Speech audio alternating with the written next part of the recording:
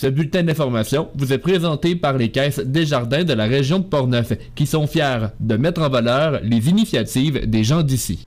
Nous sommes le jeudi 23 mars 2023. Ici Danick Julien et votre bulletin d'information communautaire Info, CJSR.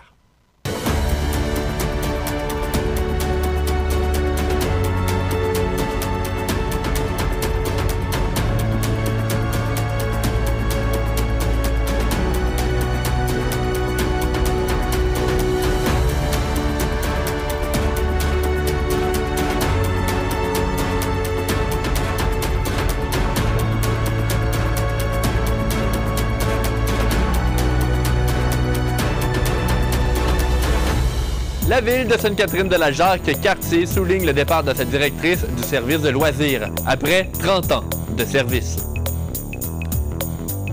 Naomi Voyer, une patineuse artistique native de Saint-Raymond-de-Portneuf, remporte une médaille de bronze aux championnats nationaux. Le Lab créatique de Portneuf va se tenir le 13 avril prochain. On en parle avec Pierre Lantier, également avec Sylvie Germain.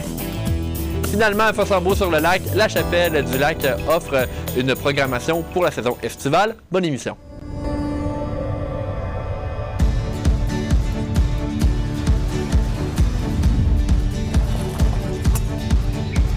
Ici, on se crée des souvenirs au fil des saisons et on vit au rythme de nos passions.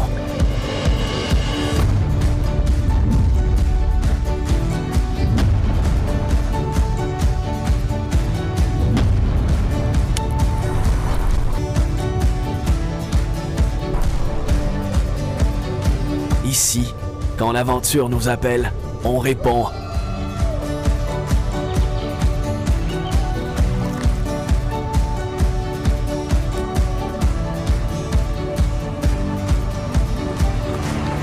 Ici, à Saint-Raymond, ma destination pour un séjour plein air réussi.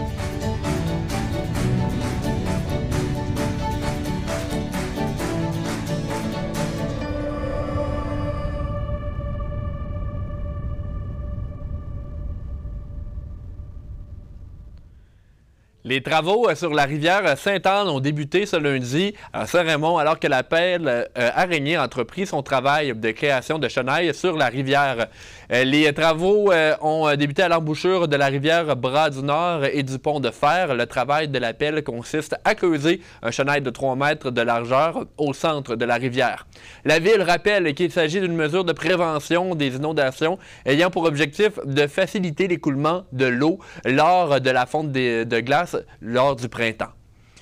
Un homme de Saint-Léonard de Portneuf, Donovan Bouffard-Hamel, a commis des actes de pédophilie envers des adolescents pendant plus de 3 années, selon ce qu'a appris Radio-Canada la semaine dernière. En effet, l'homme en question a été emprisonné en 2021 en raison d'une condamnation à 1 année d'emprisonnement pour avoir agressé sexuellement un autre adolescent. Depuis 2019, M. Bouffard-Hamel a entretenu des échanges à caractère sexuel avec un adolescent sur les réseaux sociaux.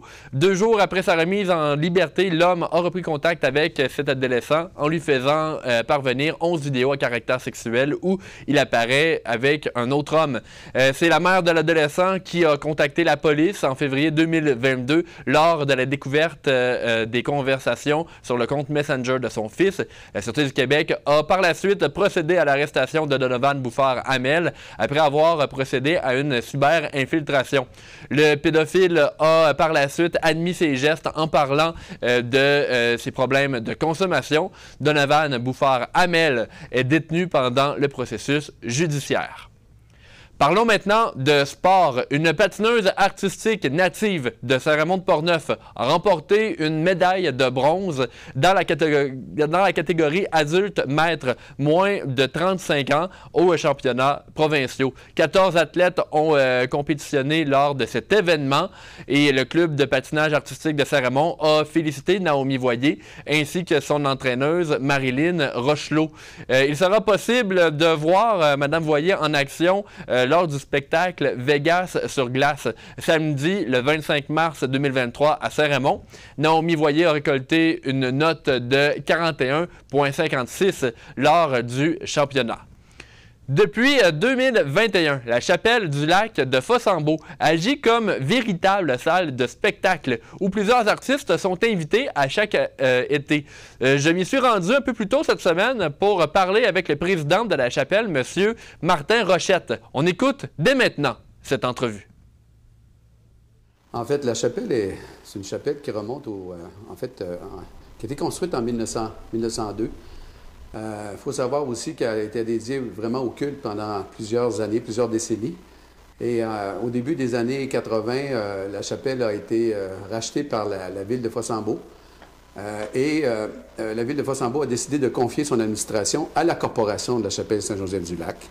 Alors, depuis 2007, c'est la corporation qui administre la chapelle. La Ville vous a demandé de transformer la chapelle en salle de spectacle. Bon, disons que c'est un projet qui est initié par l'ancienne administration avant que j'arrive en 2019. Maintenant, quand je suis arrivé à titre de président de la corporation, j'ai plongé, comme on dit, les deux pieds dedans. Et on a fait inaugurer la salle de spectacle à l'été 2021, en pleine pandémie, parce qu'on souhaitait lancer un message dans la communauté à l'effet que dorénavant, on aurait une salle de spectacle à Fossambeau-sur-le-Lac, dans la MRC de la Jacques-Cartier. Il faut savoir aussi qu'il y a eu un sondage qui a été mené par la MRC pour redéfinir la politique culturelle de la MRC. Et la salle de spectacle arrivait comme deuxième choix de la population. C'était souhaité par la population de la MRC de la Jacques-Cartier d'avoir une salle de spectacle.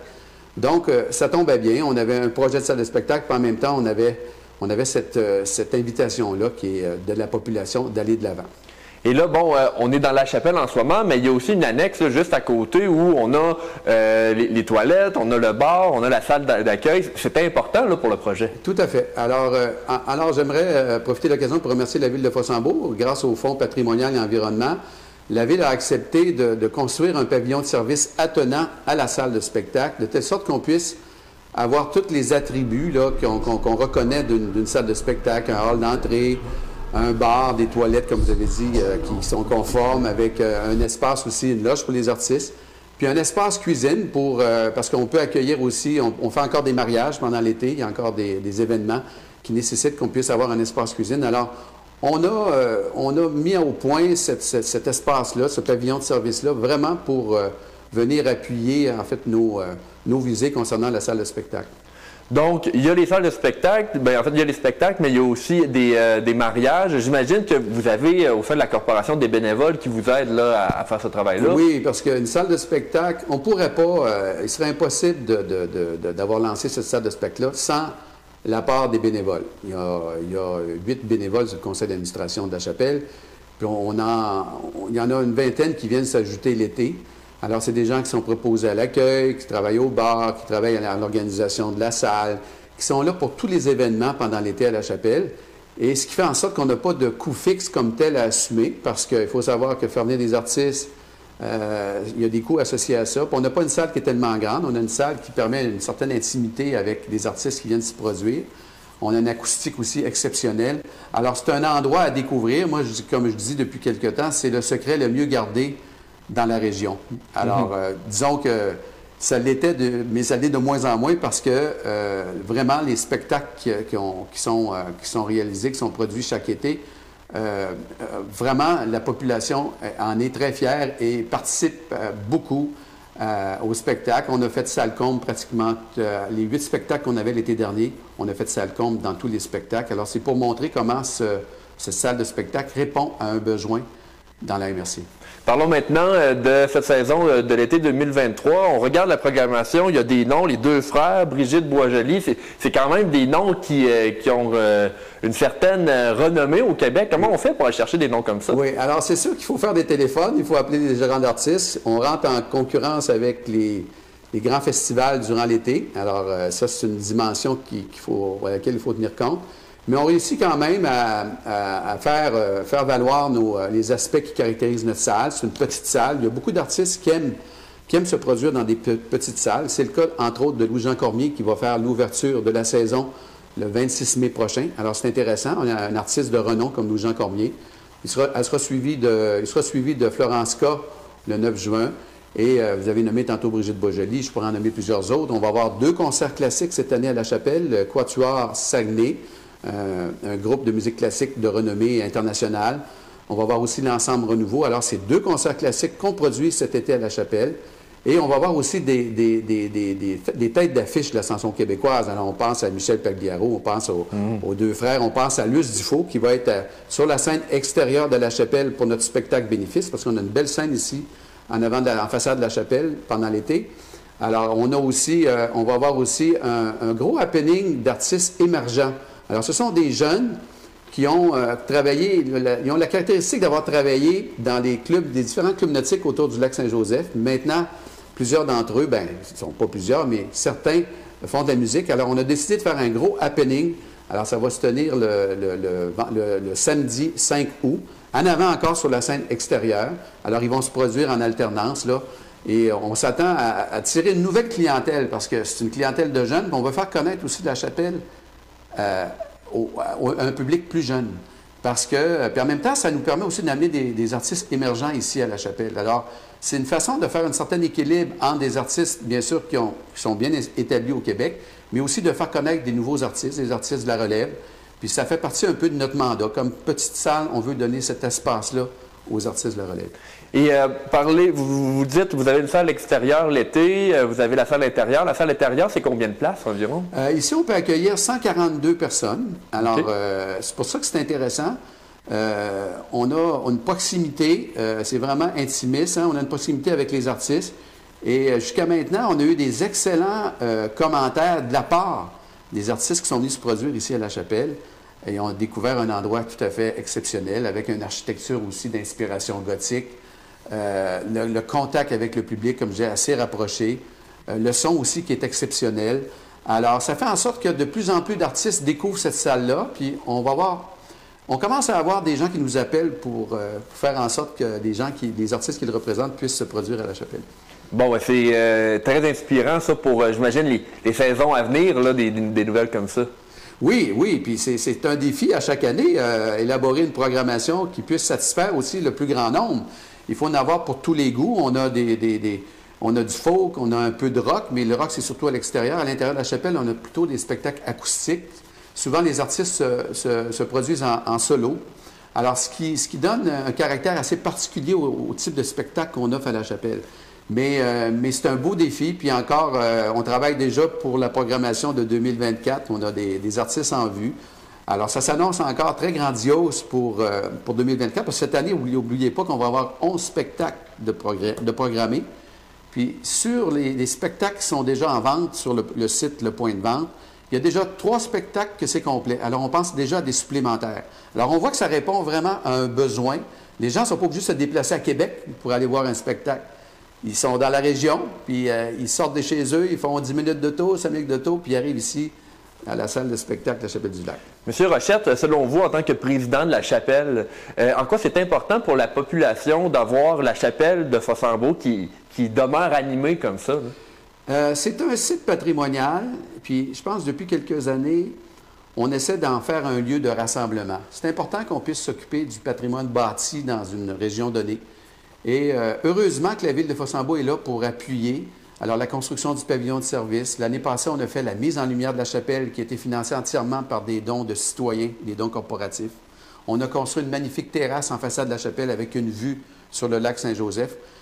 Tous ces éléments-là font en sorte que la population peut être fière de ce nouveau lieu. Avant, qui était dédié, comme je disais au départ, au culte, maintenant qui est dédié à la diffusion de la culture, entre autres des arts de la scène et des arts visuels. Monsieur Rochette, je vous remercie d'avoir pris le temps de nous parler aujourd'hui de la Chapelle. Ça m'a fait plaisir, puis j'invite aussi toute la population de Saint-Raymond à venir faire un tour cet été à la Chapelle-du-Lac. Et évidemment, Portneuf. Portneuf, le Grand Portneuf, oui, on s'entend bien, oui, là-dessus. Merci. On vous remercie. Toujours du côté de la culture, on parle maintenant de la Maison Plamondon, qui a révélé cette semaine les 2 projets qui seront soutenus par son initiative Pied de biche, levier créatif. On rappelle que l'idée du programme, c'était d'offrir des heures de mentorat à de jeunes artistes d'ici qui avaient des projets. Les projets sont ensuite soutenus et réalisés pour la fin de l'été 2023. Le premier projet ayant été retenu est le mur de Gabriel Quimper Saint-Peur-Hinton et Marek Langlois. En fait, ces deux jeunes originaires de Saint-Casimir ont proposé un projet multidisciplinaire alliant installations sculpturales, photographie et plantes sauvages. Ayant le désir d'en apprendre davantage sur la photographie et les communautés autochtones qui ont foulé Portneuf, ils souhaitent parler du territoire, de ceux qui l'habitent et ceux qui l'ont habité. Leur projet a pour objectif de témoigner de la beauté de la vie, de la nature et de la culture de la façon la plus originale possible. Le jeune pianiste Devon Berriou, quant à lui, a proposé un projet concernant l'accompagnement de ses compositions ainsi que la réalisation vidéo d'une de ses pièces. Résident de la ville de Saint-Raymond depuis quelques années, il souhaite tout d'abord aller à la rencontre d'autres musiciens de la région et ensuite enregistrer les lignes musicales pour son projet. Au retour, on parle d'un service pour les nouveau-nés à Saint-Casimir. Hey, j'ai trouvé ça à SAQ. Cidre de pomme fait par des bleuets. Ça, c'est Keb, là. Mettez du Québec dans vos choix en repérant les produits fièrement cultivés ici, d'origine Québec. SAQ, le goût de partager.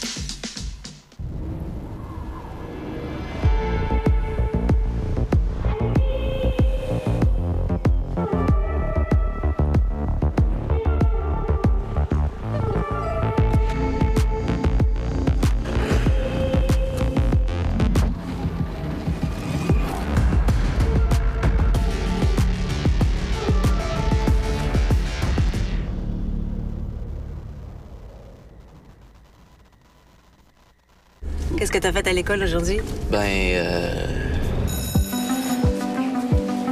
Moi, j'ai fait beaucoup d'observations. Moi, j'ai fait aimer les maths, je pense. Moi, j'ai fait ma fameuse lasagne. Merci. Avec du rutabaga. Moi, j'ai fait du bien. Aujourd'hui, j'ai fait la découverte d'un futur mécanicien. Nathan, ta journée? C'était bien, pour vrai.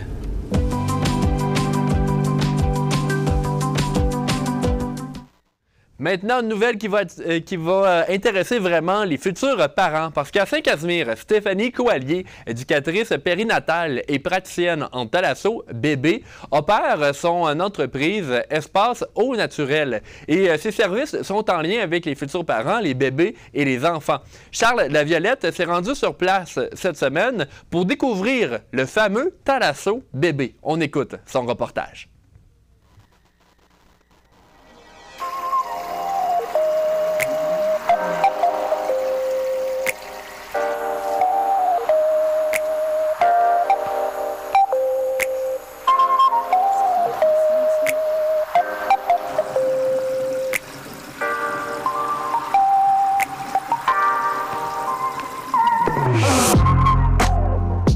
La thalassothérapie, les soins thalasso, dans le fond, le but, c'est de vraiment recréer la vie utérine. Le bébé, il vient de passer 9 mois de sa vie, normalement, des fois moins, des fois plus, dans le ventre de sa mère. Tout ce qu'il connaît, c'est ses mains, c'est son cordon, il n'a jamais rien vu. Puis là, il sort du ventre de sa mère, peu importe la naissance, que ce soit une césarienne, que les os aient crevé ou pas. Mais tu sais, la naissance en soi, c'est probablement un des plus grands traumatismes qu'on vit en partant dans notre vie. C'est un élément important. Tu sais, c'est pas quelque chose qu'on peut prendre à la légère. Suite à toutes mes naissances, là, je me suis dit, hey, le thalasso, là, ça m'interpelle. J'aurais dû avoir ça à ma fille, ça l'aurait joué sur beaucoup, tu sais. Sur des liens, les liens d'attachement du début, surtout. Donc, c'est ce qui m'a amené aussi à faire la formation en thalasso bébé. Parce que pour moi, ça venait me parler beaucoup, ça venait me chercher dans mes émotions.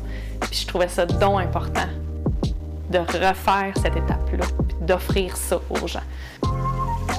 L'eau, quand il est à la bonne température, ça reproduit le liquide amniotique qui est dans le ventre de la mère. Fait que c'est ça qui se passe quand on met bébé dans le bain. Dans le fond, il retrouve ses repères parce qu'il se ramasse dans un liquide amniotique pour lui. Mais il faut vraiment qu'il soit à la bonne température. Puis c'est pour ça que moi, j'ai un thermostatique. Fait que dans le fond, mon eau est tout le temps ajustée à la bonne température pour que ça soit comme dans le ventre.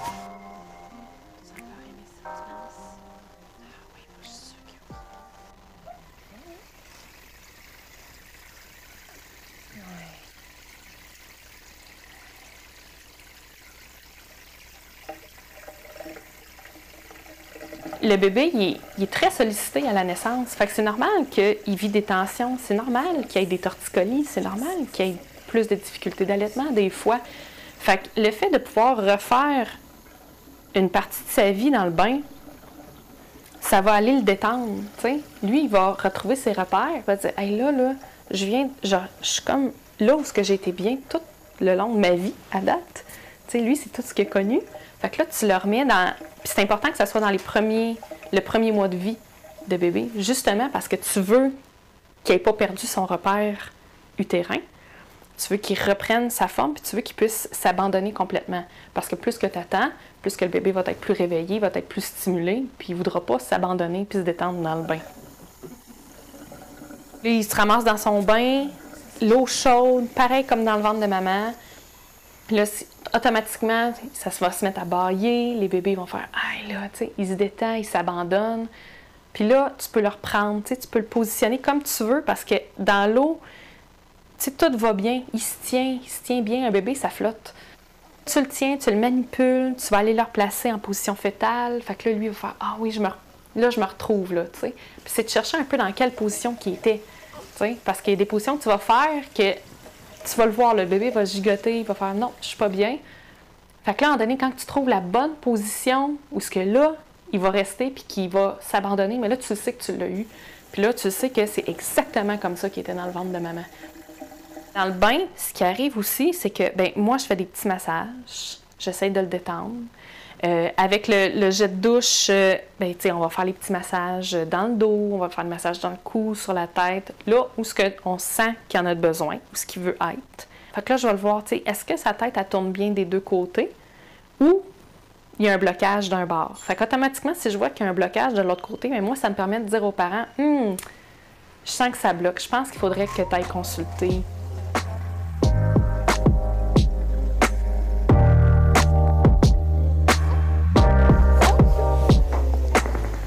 On fait le massage. Ça aussi, c'est une étape qui est importante parce que qu'est-ce qu'on fait à la maison quand le bébé prend son bain? On le sort, puis on le crème, puis on l'habille. Puis souvent, ça va vite. C'est une étape qui va vite. Mais juste le fait de montrer aux parents comment masser son bébé, puis prends-le le temps, tu sais. Des fois, le bébé n'est pas réceptif, tu prends pas le temps, t'enchaînes, c'est correct. Mais si le bébé est super réceptif, prends-le le temps de faire un massage.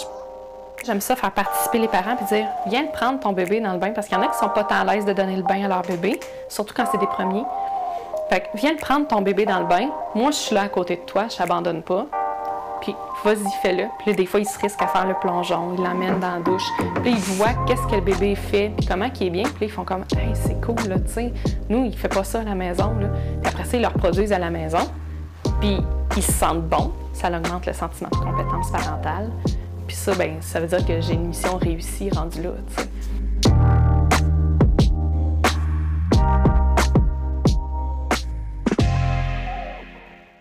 Alors, on en a donc plus appris sur le thalasso bébé. Je vous rappelle, ça se passe à Saint-Casimir. On parle maintenant d'économie circulaire, qui se veut être un modèle économique permettant de recycler des déchets provenant d'une industrie en ressources pour une autre. On donne souvent l'exemple de sciure ou même brin de scie pour une scierie qui peut être utilisée par d'autres types d'entreprises.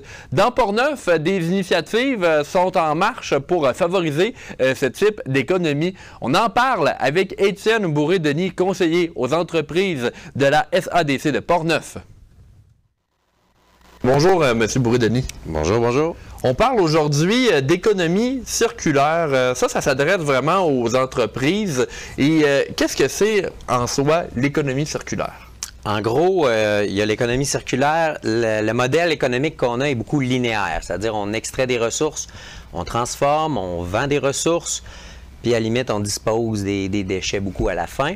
L'économie circulaire, c'est de réintroduire dans la boucle des matières. Au lieu qu'il y ait l'enfouissement, de réintroduire pour fabriquer des nouveaux produits, entre autres. Donc, de détourner des des matières de l'enfouissement puis de les réintroduire dans l'économie. On parle d'économie circulaire. L'économie circulaire, c'est une entreprise pour avoir des déchets qui seraient une ressource pour une autre. C'est ça qu'on peut dire. Exactement. C'est une des stratégies parce que l'économie circulaire, il y a 12 stratégies, dont une, on va parler vraiment d'écologie industrielle, de symbiose industrielle, qui est un déchet pour une entreprise qui est là, qui a une certaine valeur, peut devenir un intrant pour une autre entreprise. Dans Portneuf, est-ce que ça existe, l'économie circulaire? Est-ce qu'on en a à l'heure actuelle? Oui. Nous, ça fait 4 ans qu'on travaille sur un projet qui regroupe la Mauricie et Portneuf, un projet de symbiose industrielle, mais beaucoup d'initiatives qui sont faites à l'interne dans des entreprises qui peuvent mettre en place différentes stratégies d'économie circulaire. Oui, on a des beaux modèles dans Portneuf au niveau agricole, au niveau industriel aussi, des entreprises qui ont beaucoup d'initiatives, qui ont pris les devants aussi, qui l'ont fait pour des raisons économiques, pour des raisons environnementales aussi. Donc, l'écologie industrielle, c'est de ça dont vous vous occupez à la SADC. Parlez-nous un peu de votre implication là-dedans. Bien, il y a beaucoup de partenaires. Nous, on va faire beaucoup de référencement. On a parlé du projet dans les entreprises qu'on visite. La régie aussi fait beaucoup de démarches en ce sens-là. Environnement Mauricie est le porteur de projet. Donc, eux animent, ont une base de données. Les entreprises, on va caractériser les matières, les besoins aussi en matière, qu'est-ce qui sort, le tonnage, à quelle fréquence. Et tout ça, c'est dans une base de données pour faire des matchs. Le but est de trouver preneur pour telle matière, qui en a besoin. Donc, nous, on fait beaucoup de référencement, on fait des visites d'entreprise aussi, mais au bout du compte, Environnement Mauricie est le porteur de ballon qui gère cette fameuse base de données-là pour les matchs. Donc, à Portneuf, vous travaillez avec Environnement Mauricie pour avoir toutes ces entreprises-là et savoir comment on fait pour rendre plus efficace l'économie de la région. Exact, c'est ça. Des symbioses industrielles, il y en a 22 au Québec. Fait que chaque région administrative ou regroupement de régions, ça prend un certain territoire pour que ça soit intéressant. Portneuf en elle-même, on a des générateurs et des besoins, mais en élargissant les frontières, on peut trouver d'autres débouchés pour les matières aussi. Donc, il y a 22 synergies là, au Québec en ce moment. Et vous avez dit, on a des générateurs, il y a déjà des exemples. Est-ce que vous pouvez nous donner des exemples d'écologie industrielle qu'on a en ce moment là, dans Portneuf? Bien, exemple, des déchets qui peuvent servir à d'autres. Il y a beaucoup de bois. On parle des résidus de bois qui peuvent être valorisés par d'autres entreprises. Des exemples concrets, il y a une entreprise qui a des toiles spéciales qui peuvent être données pour des maraîchers, des toiles pour envelopper des produits. Une fromagerie, son déchet, c'est du petit lait ou du lactosérum qui peut servir à d'autres à nourrir des animaux, exemple. Il y a beaucoup d'exemples qui existent sur le territoire de Portneuf et ailleurs aussi. Étienne Bourré-Denis, conseiller aux entreprises pour la SADC. Selon vous, l'économie circulaire, en quoi c'est bien d'avoir ça et de l'implanter dans la région de Portneuf? Bien, économiquement, c'est viable pour une entreprise. L'entreprise paie souvent pour se départir de des déchets qu'elle a, des fois en quantité. Donc, elle peut au moins éviter des coûts d'enfouissement, de se départir. Elle peut générer des nouveaux revenus aussi avec ces matières-là. Le but ultime, c'est d'enfouir moins de déchets aussi. Mais souvent, l'argument économique, il faut bien le mesurer. Donc, dans les visites, on voit un peu les coûts que ça représente de gérer ces déchets-là, puis comment on peut en produire moins, déjà. Fait qu'il y a différentes stratégies, comme je disais, mais au final, l'entreprise a un avantage économique à le faire, puis l'avantage environnemental aussi, c'est de détourner, de réduire des GES, puis de détourner des produits de l'enfouissement. Donc, c'est pas seulement la pensée d'être plus vert, mais aussi dire il y a un avantage monétaire à le faire. C'est une bonne façon d'approcher aussi les entreprises en parlant de ce volet-là, parce que on va bien faire pour l'environnement, puis on va sauver aussi certains coûts, générer des économies ou des nouveaux revenus. C'est toujours intéressant pour l'entreprise de le voir sous cet angle-là. Fait quand on arrive dans l'entreprise, on parle de tous ces volets-là, c'est certain. Et vous travaillez avec plusieurs partenaires pour justement dire aux entreprises c'est possible de le faire. Vous nous avez dit qu'il y a 12 façons de faire l'économie circulaire. Pouvez-vous nous parler un peu plus de ces 12 façons-là? Oui, je peux les nommer. Il y en a beaucoup. Il y en a qui sont assez évidentes, il y en a qui sont plus poussées. Tu sais, on parle d'éco-conception. Oui. On conçoit le produit qui soit récupérable, qui soit démontable, qui soit réparable, exemple. Optimiser les opérations dans une entreprise. L'économie collaborative, on entend parler aussi, partage de ressources, ça peut être matériel, mais aussi humaine dans ce cas-là. Louer plutôt qu'acheter certains biens, certains équipements, entretien, réparation. Recyclage, compostage, c'est une des stratégies qui sont bien connues, qu'on met en pratique à la maison, mais dans les entreprises aussi. L'économie sociale aussi, avoir un volet social, comme exemple des entreprises qui vont faire de l'intégration sociale de certains travailleurs ou redonner des profits à des organismes, exemple. Ça fait toute partie de différentes stratégies d'économie circulaire. Et pour l'économie circulaire, vous m'aviez dit avant qu'on entre en entrevue tout à l'heure que le type de symbiose industrielle, ça s'adresse surtout aux industries. On ne parle pas là, de commerçants, commerce de détail, c'est vraiment les industries qui peuvent bénéficier le plus de ça. Là. Oui, parce qu'on veut un certain volume aussi de matière. Exemple, les fast-food, où ils génèrent beaucoup de déchets, mais il n'y a pas de tri. Donc, ça reste aussi que le produit, l'entreprise peut générer du bois de différents types. Du bois avec la peinture ne sera pas le même, pas aussi prêt à conditionner en biomasse, exemple. Ça demande quand même un certain effort. Il faut qu'il y ait un bon tri pour que ce produit-là réponde aux besoins de l'entreprise qui est prête à le prendre. L'entreprise ne le prendra pas, c'est tout mélangé, puis elle a encore du travail de tri à faire par la suite. Là. En terminant, vous venez de parler de biomasse. On en a parlé beaucoup à CJSR dans les derniers mois et on le sait qu'il y a le centre d'expertise en biomasse à Saint-Marc-des-Carrières qui veut justement avoir de plus en plus de biomasse, oui, dans la région, mais au Québec. Est-ce que la biomasse fait partie de l'économie circulaire? Oui, parce que leur biomasse, il y a différents types. Eux ont beaucoup, comme le volet de valoriser du bois de construction. Exemple, ça fait partie d'un grand volume de ce qui est enfoui dans les centres d'enfouissement. Quand les gens rénovent, c'est mis dans des conteneurs, tout est mélangé, le gyps, la pierre, la céramique, le bois, le verre. Donc, eux visent beaucoup à prendre le bois de déconstruction, mais encore là, il faut qu'il soit séparé, transformé pour qu'il serve de biomasse. Ça, c'est un des volets. Bien là, on est exactement en économie circulaire. Ou de la matière provenant d'une scierie, de la sciure de bois. Exemple, c'est un déchet pour eux, mais eux peuvent le valoriser en biomasse. Donc, ou biomasse résiduelle aussi en forêt. Fait que c'est vraiment au cœur de l'économie circulaire, ce projet-là, puis leur façon de le faire aussi. Là. Étienne Bourré-Denis à la SADC, merci beaucoup d'être venu nous parler d'économie circulaire aujourd'hui. C'est un plaisir, merci. Merci à vous. Pour ceux qui veulent en apprendre davantage à propos de l'économie circulaire, un guide est disponible sur le site web de la SADC. Au retour de la pause, il sera question du déjeuner des gens d'affaires de Donnacona qui s'est tenu vendredi dernier. Restez des nôtres.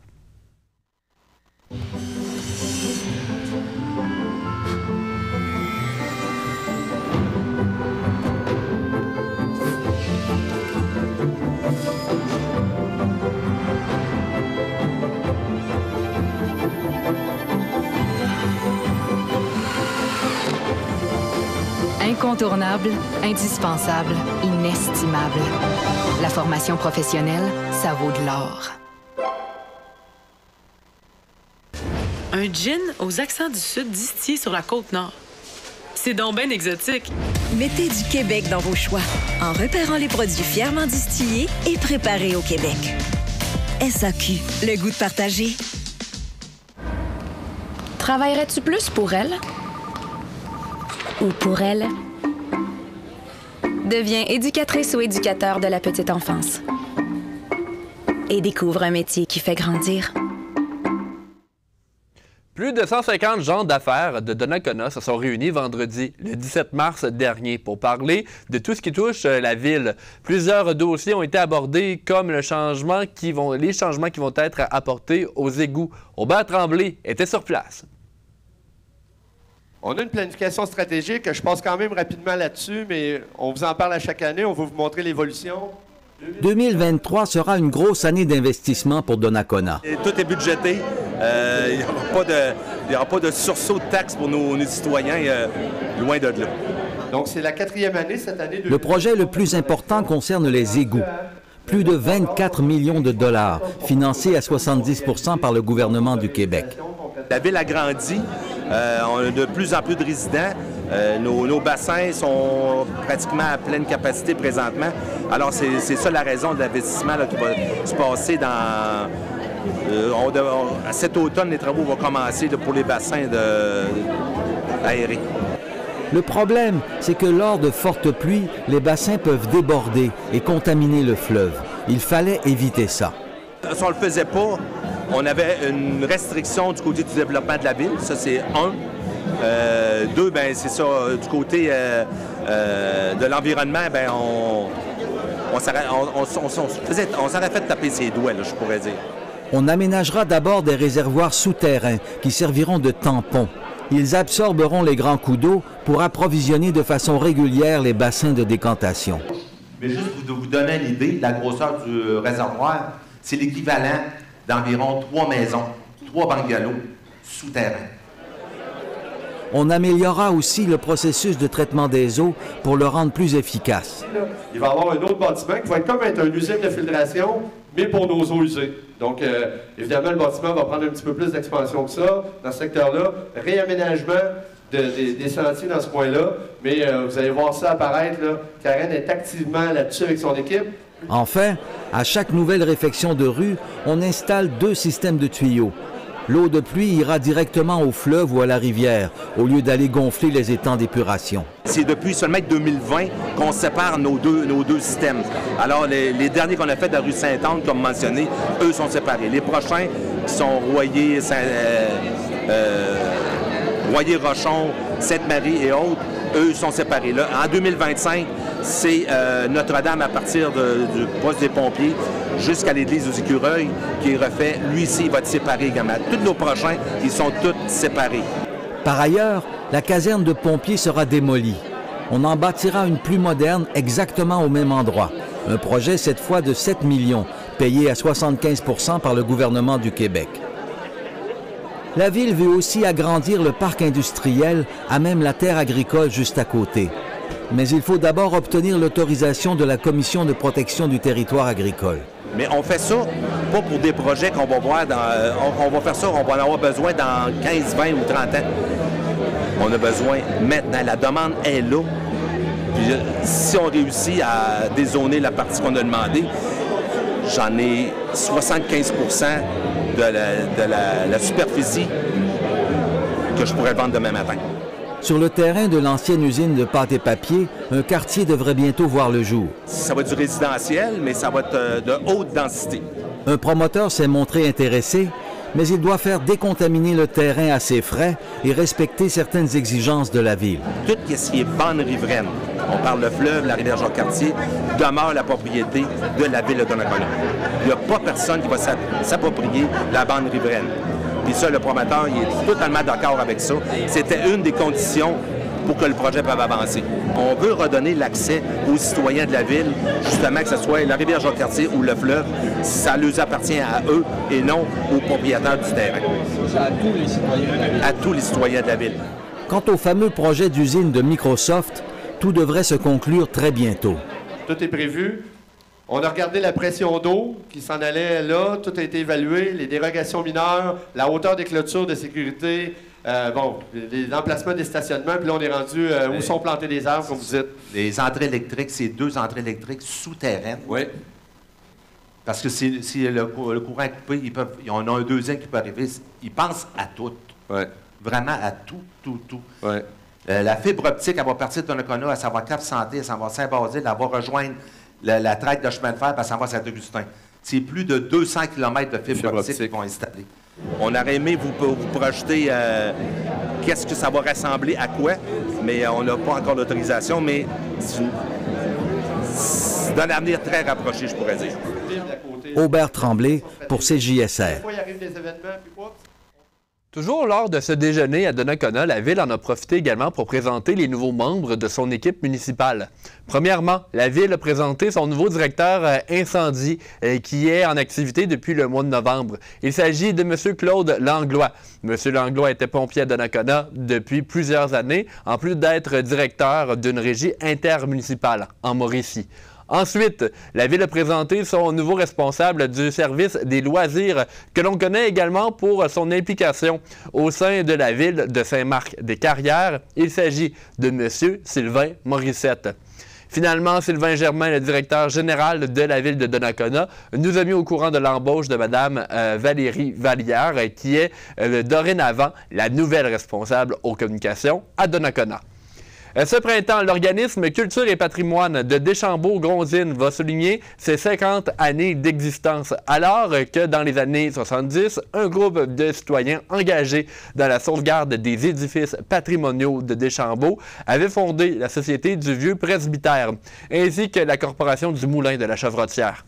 Portneuf, ce printemps, Culture et patrimoine Deschambault-Grondines, qui tire ses origines de la fusion de ces deux organismes, souligne ces décennies d'engagement en présentant une programmation d'activités particulières. Afin de maintenir la mobilisation autour de la conservation du patrimoine, Culture et patrimoine va présenter une série de 3 conférences grand public. Le jeudi 13 avril, ce sera une conférence de Martin Dubois, consultant en patrimoine, au sujet des différents courants architecturaux que l'on retrouve dans Deschambault-Grondines.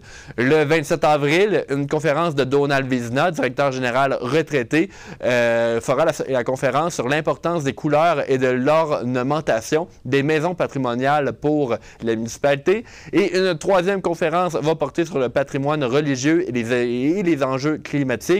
Le tout reste à confirmer. Le premier match de la demi-finale des séries de la Ligue de hockey senior 3A du Québec du Métal Perrault de Donnacona va se tenir ce vendredi 24 mars prochain. La troupe de Luc Thibault va affronter pour cette demi-finale le Métal de Plessisville. Lors de l'avant-match, le chansonnier de la région, Benoît Plamondon, va offrir une prestation. Les deux équipes ont blanchi leur adversaire lors des premiers tours des séries éliminatoires. On se rappelle, le Métal Perrault a eu une fiche de 4-1, 4-3, 5-3 et 3-1 contre les Loups de la Tuque, tandis que le Métal Pless a eu une fiche de 5-4, 7-4, 10-4 et 7-2 contre les Bisons de Granby. La municipalité de Saint-Léonard de Portneuf est en période d'élection partielle pour le poste de conseiller au 2e siège. La journée pour le vote par anticipation est prévue pour dimanche, le 26 mars prochain. Le scrutin officiel, quant à lui, c'est la semaine suivante, soit le 2 avril, entre 10 et 20 heures. Ce sont messieurs Cédric Champagne et Benoît Lortie qui se sont présentés pour le poste de conseiller 2. Le directeur de ces élections demeure monsieur Serge Allaire, qui est également le directeur général pour la municipalité de Saint-Léonard. Le conseil de ville de Sainte-Catherine s'est réuni ce mardi 21 mars pour souligner le départ de Mme Lise Langlois, directrice du service de sport, loisirs, culture et vie communautaire, qui quitte pour la retraite après 30 ans de service. Lors de la séance du conseil, le maire Pierre Dolbec a souhaité s'adresser à Mme Langlois. On entend maintenant le maire Pierre Dolbec. Moi, ça fait quand même 8 ans, 9 ans et demi, passé même, que je travaille avec Lise. Je tiens à la remercier très, très sincèrement. C'est une personne qui était excessivement dévouée. C'est une personne qui avait la Sainte-Catherine dans le cœur à très haut niveau. Toujours été très professionnelle. Deux fois, tu n'es pas toujours d'accord, mais ça, c'est normal, c'est pas grave. Mais ça a été un plaisir pour moi de travailler avec toi, honnêtement, là. Puis même quand on va avoir livré le fameux cimetière, la rénovation, je vais personnellement t'inviter à venir à l'inauguration. Parce que je sais que c'est un projet qui tient énormément à cœur. Je pense qu'on a fait des beaux projets en plus de ça ensemble, et on a mis des affaires au monde intéressantes. Puis je regarde le parc du Grand Héron aujourd'hui, ben, t'en as une partie comme responsabilité là-dedans, c'est sûr. Fait que je tiens à te remercier sincèrement. Je voulais le faire avant les affaires officielles, là, surtout en présence des conseillers, puis être le premier. C'est donc M. Martin Pouliot qui a été embauché pour combler le poste de Lise Langlois. M. Pouliot sera soumis à une période de probation de 6 mois.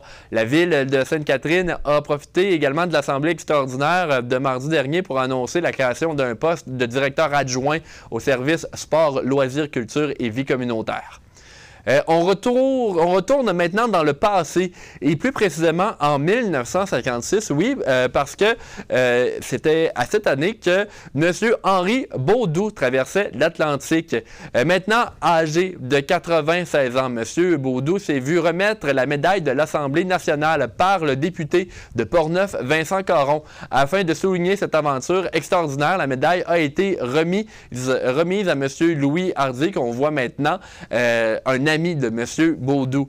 C'est la Société d'histoire de Neuville qui avait demandé aux députés de souligner l'exploit de ce Québécois d'adoption, car, il faut le dire, M. Baudou est né en France en 1927, a été résistant pendant la Seconde Guerre mondiale. Il a également été traumatisé à la suite de ses expériences, a immigré au Québec en 1952. Un peu plus tard, il forme un équipage et tente de traverser l'Atlantique. C'est lors du deuxième essai que M. Baudou accomplit son exploit. Dans 3 semaines, le Lab créatique de Portneuf va se tenir partout dans la MRC de Portneuf. Il y aura des ateliers à Deschambault, à Pont-Rouge et à Saint-Raymond. J'ai réalisé un peu plus tôt aujourd'hui une entrevue avec l'organisation de cet événement, donc avec M. Pierre Lantier, également avec Mme Sylvie Germain, pour comprendre un peu qu'est-ce que c'est que le Lab créatique. Voici cette entrevue. Ici Denis Julien, journaliste. Bon, dans quelques semaines, il va y avoir le Lab créatique dans Portneuf. J'ai avec moi 2 personnes pour en parler, Pierre Lantier et Mme Sylvie Germain. Bonjour à vous deux. Bonjour. Monsieur Lantier, vous êtes coordonnateur pour le Lab créatique, également conseiller pour Pôle CN. Le Lab créatique, qu'est-ce que c'est exactement? Le Lab créatique, c'est un laboratoire d'émergence. C'est un parcours entrepreneurial de 4 jours où on invite des gens, des citoyens, même des entreprises, des OBNL, à déposer des projets. Donc, c'est quoi les projets? C'est une idée qui est en émergence, qui est comme un peu dans les idées, et on dépose. Et l'idée, c'est de répondre à un enjeu du milieu. Tout simplement, c'est le seul critère d'admissibilité. Alors, c'est assez simple. C'est vraiment de dire, on a des porteurs, des agents de changement. Le Lab créatique est pour eux en tant que tel. Pendant 4 jours, il va y avoir des systèmes de coach. Il va y avoir plusieurs coachs qui vont être là pour venir bonifier, challenger les projets en tant que tels. Et ça va cumuler vers une bourse en fait qui va avoir, c'est le pitch à la fin. Et là, les gens vont venir comme porter, vont venir pitcher leur projet, à savoir, bon, est-ce qu'ils sont bien partis, jusqu'où va leur projet, est-ce qu'il est rentable, est-ce qu'il est viable, etc. Donc, c'est vraiment un incubateur de projets à impact social. Donc, une personne qui s'en va là avec son projet va avoir des outils, mais également les connaissances pour pouvoir le mener plus à bien, j'ai envie de dire. Absolument, parce que c'est des professionnels qui sont là tout le long du parcours, qui vont venir appuyer les participants. Et aussi, on a une programmation qui est publique, ouverte au grand public, avec des idées inspirationnelles, des panels inspirationnels, on dit.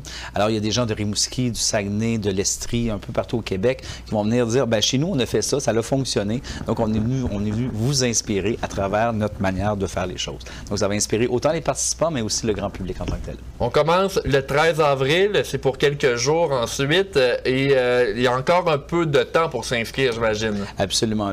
En fait, la date limite d'inscription, c'est le 31 mars prochain.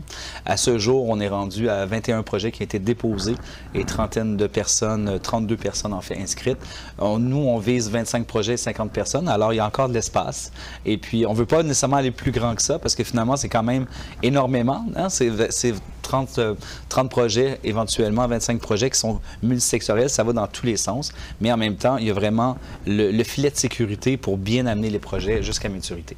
Et pour réaliser ce projet-là, vous avez des liens avec des gens de Portneuf, des organismes de Portneuf. Et d'ailleurs, on a avec nous aujourd'hui la directrice générale de la Corporation des lieux historiques de Pont-Rouge, Mme Sylvie Germain. Bonjour. Bonjour. Bon, pourquoi ça être impliqué dans le Lab créatique? Bien, quand les membres du pôle CN ont présenté le concept de Lab créatique, j'ai été vraiment enthousiasmée par l'idée d'avoir un service d'accompagnement pour des idées là, à impact être favorable pour la collectivité. Puis j'ai vu le potentiel là, pour le développement économique et social de la région de Portneuf. Alors, j'ai décidé là, de m'investir pour s'assurer que le milieu culturel, les enjeux d'organismes culturels soient bien représentés, parce que c'est souvent un milieu qui est oublié là, quand on parle de développement économique et social. Et là, l'ouverture va se passer directement là, au Moulin Marcoux. Ça veut dire quelque chose pour vous également? Bien oui, en fait, je trouvais que c'était très pertinent que la première journée du Lab créatique se tienne au Moulin Marcoux, parce que c'est une initiative citoyenne qui date des années 70, qui avait pour but de préserver un bâtiment patrimonial de Pont-Rouge, qui est riche en histoire dans la MRC de Portneuf. Puis c'est une des priorités là, qui a été identifiée par le Lab créatique, là, de mettre une emphase là, sur la restauration et préservation du patrimoine bâti là, dans la MRC de Portneuf. Donc, pour vous, M. Lantier, c'était en fait naturel de vous allier là, avec la Corporation des lieux historiques de Pont-Rouge? Bien sûr, puis c'est d'avoir aussi une représentativité géographique. Alors, la première journée, on est à Pont-Rouge, au Moulin Marcoux. La deuxième journée et la troisième journée, on est au Centre multifonctionnel Roland-Dion à Saint-Raymond. Et on termine au couvent, en fait, à l'école de musique Denis Arcand ainsi qu'à l'église Saint-Joseph. Donc, d'avoir une représentativité dans la diffusion, parce que c'est la MRC. C'est un projet qui est co-porté avec la MRC de Portneuf. Et voilà. Donc, c'est important aussi d'être partout sur le territoire pour dire, ben on essaie d'oublier personne. Et Mme Germain, vous êtes aussi coordonnatrice à la table de concertation en sécurité alimentaire de Portneuf, et peut-être vous allez vouloir donner un projet, là, en fait proposer un projet pour le Lab créatif.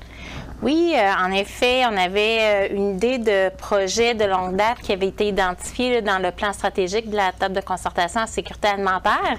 Et je trouvais intéressante l'idée d'avoir un service d'accompagnement de coach et d'experts là, qui allaient pouvoir me conseiller sur le développement d'un projet qui va être au service des personnes vulnérables et souffrant d'exclusion sociale dans Portneuf au niveau de la sécurité alimentaire. Et aussi là, le fait d'avoir des conférenciers d'un peu partout à travers le Québec qui vont nous parler d'économie circulaire, d'économie sociale, vont nous donner des trucs pour amener un projet, de l'idée d'un projet vers un projet qui va pouvoir se réaliser. Je trouvais le concept très intéressant. Et bon, évidemment, là, des gens comme ça qui veulent faire des projets de ce type-là, ça aussi, là, ça cadre totalement dans votre projet, M. Lantier. Bien sûr, parce que comme je disais dès le départ, en fait, c'est des acteurs de changement qu'on cherche. Ouais. Hein, c'est des gens qui veulent changer le monde, tout simplement. Hein, rien de moins. Alors, c'est autant des individus, des organisations que des entreprises privées. L'idée, c'est d'avoir un projet à impact social. On veut répondre aux enjeux du milieu. Donc, c'est l'idée du par et pour. Et puis, on crée un système d'accompagnement, un filet de sécurité également, parce que après le Lab créatif, c'est pas nécessairement terminé. Oui, il y a une bourse à gagner, etc. Ça, c'est plus comme une symbolique. En fait, c'est sûr qu'il y a un montant, mais l'idée, c'est vraiment d'être assuré d'avoir un accompagnement pour amener les projets à maturité et en continuité en accompagnement, etc. Donc, vraiment, tout le monde est bienvenu à travers le Lab créatique et pour les inscriptions. Et justement, pour les inscriptions, parce qu'on arrive à la fin de notre entrevue, comment on fait pour pouvoir s'inscrire au Lab créatique? Bien, pour voir autant la programmation que l'inscription, c'est d'aller au Lab, en fait, c'est lab-créatique.com. .org, excusez-moi, ou sinon sur le pôle CN sur Internet et puis sur les Internets, et on peut s'inscrire, simplement. Monsieur Lantier, Mme Germain, je vous remercie d'avoir été avec nous aujourd'hui pour parler du Lab créatique qui, je vous le rappelle, sera là à partir du 13 avril prochain. Plaisir. Tout plaisir était pour moi. Maintenant, une nouvelle concernant votre télévision communautaire. L'équipe de l'émission du Bingo recherche à renforcer ses rangs alors que plusieurs postes seront à combler en débutant la saison en septembre. Nous recherchons des animateurs, des membres de l'équipe technique, mais aussi des préposés à la distribution des cartes de Bingo. Des formations vont être offertes pour chacun de ces postes qui sont d'ailleurs rémunérés. CJSR recherche des personnes qui ont à cœur la télévision communautaire pour combler ces postes. Pour plus d'informations, vous appelez au 88-337-4925 selon les heures d'ouverture, soit du lundi au vendredi entre 9h et 17h. Maintenant, la chronique gravée dans notre mémoire de Stéphane Lépine. Cette semaine, on se penche sur les organismes économiques de Portneuf au fil des années, de l'élection de Raymond Francoeur dans l'ADQ, mais aussi d'une visite à Ottawa. Voici la chronique gravée dans notre mémoire.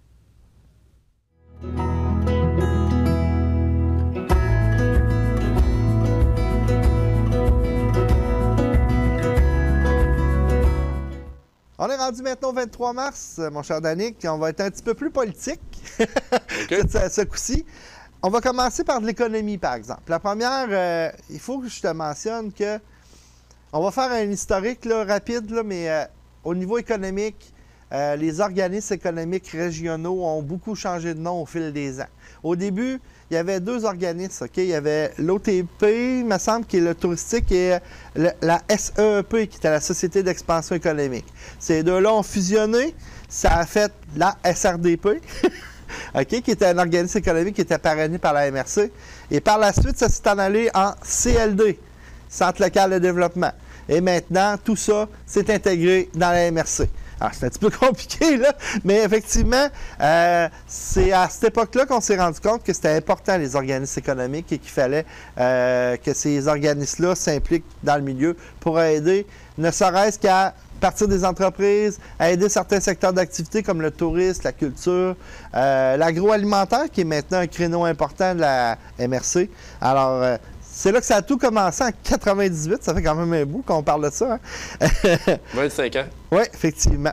Ensuite de ça, en 2007, c'est l'élection de l'actuel maire de Sainte-Christine d'Auvergne, M. Raymond Francoeur, qui est devenu député provincial. À l'époque, on parle de l'ADQ. On ne parle pas de la CAQ, mais on parle de l'ADQ. Donc, M. Francoeur a été élu député provincial à cette époque-là, en 2007. C'était quand même une surprise. C'était la première fois qu'un député de l'ADQ était élu dans Port-Neuf. Et puis, ce qui est plate, par exemple, c'est que ça n'a pas été un long mandat. Hein? C'était comme minoritaire.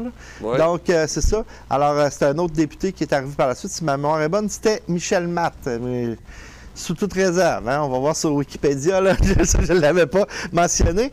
Et aussi, une affaire super importante. J'espère qu'on va retrouver des images. Le 26 et 27 mars 2003, on a eu la chance de faire quelque chose de vraiment d'extraordinaire. Le maire de Saint-Raymond, Claude Duplain, actuel, à l'époque, était député fédéral. Et par une chance super extraordinaire, moi et mon collègue qui est encore ici à CGSR, Guillaume Genois, on a eu la chance d'aller faire un voyage à Ottawa, aller connaître les rouages d'un député à Ottawa. Alors, c'est vraiment le fun. On a fait la visite complète. On a visité le Parlement, visité un caucus. On était allé en chambre. Il y a plein d'affaires qu'on a faites. C'est incroyable. Et on a eu la chance de rentrer dans le bureau du premier ministre. Et il était là. C'est pas supposé, mais il était là, Jean Chrétien. Alors, on a eu la chance de jaser aussi avec Jean Chrétien. Ça, sincèrement, c'est des souvenirs inoubliables pour moi. C'était un voyage que je pensais pas qu'il serait marquant comme ça. Mais être dans les coulisses comme ça d'un député, ça nous fait comprendre beaucoup de choses. C'est un job incroyable. Hein? Alors, comment ça se passait pour un député en 2003? Exactement. Avec vous, bonjour, Stéphane Lépine de la télévision communautaire de Saint-Raymond. De Saint-Raymond, bonjour, mademoiselle. Bonjour, Stéphanie Langlois, adjointe de M. Ah. Bonjour, Marie-Christabelle, adjointe de M. Duplain. Bonjour. Alors, salut bien, caméraman, asseyez-vous. On va s'asseoir. Au collège, à l'université, j'avais des gens de ton comté qui venaient aux Trois-Rivières. Beaucoup, oui. Et puis ensuite, quand j'allais à Laval, je passais toujours dans ton comté pour revenir chez moi toutes les fins de semaine, sur le pouce. Un de vos grands amis, M. Corriveau, ancien maire de Saint-Raymond, qui me parle tout le temps de vous à chaque fois que je le vois. Ben oui, il était mon confrère au séminaire. Et ensuite, il était à l'université, pas dans la même faculté. Je pense qu'il était en comptabilité.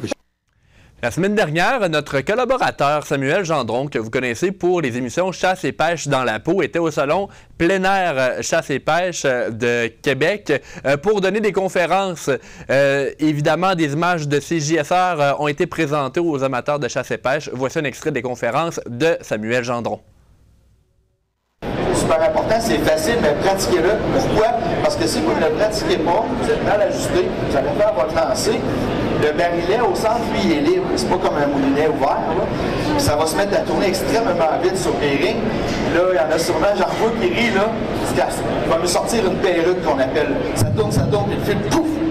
Rien qu'une grosse touffe de corde de même. Tu peux perdre une demi-heure, une heure, tu peux perdre la patience aussi. Fait que tu sais, c'est la réalité. Par contre, c'est tellement plaisant. Fait que moi, je vous recommande la pratique. Pratique chez vous, pratique au chalet sur le bord du lac. Puis mon autre conseil, évidemment, apportez-vous aussi une canne à lancer léger. Fait que si vous vivez un problème, ça prend un plan A, un plan B, un plan C. Partez pas juste avec ça si vous n'êtes pas habitué. Par contre, quand on maîtrise, c'est vraiment le fun. C'est ce qui complète votre bulletin d'information CJSR. Merci à nos invités, tout comme à l'équipe, soit Aubert, Charles, Tony, Luc, Jérôme, Suzy. On se dit donc à la semaine prochaine. C'était Danick Julien pour CJSR. On se laisse avec des images qui ont été prises lors de la semaine de relâche d'il y a quelques semaines.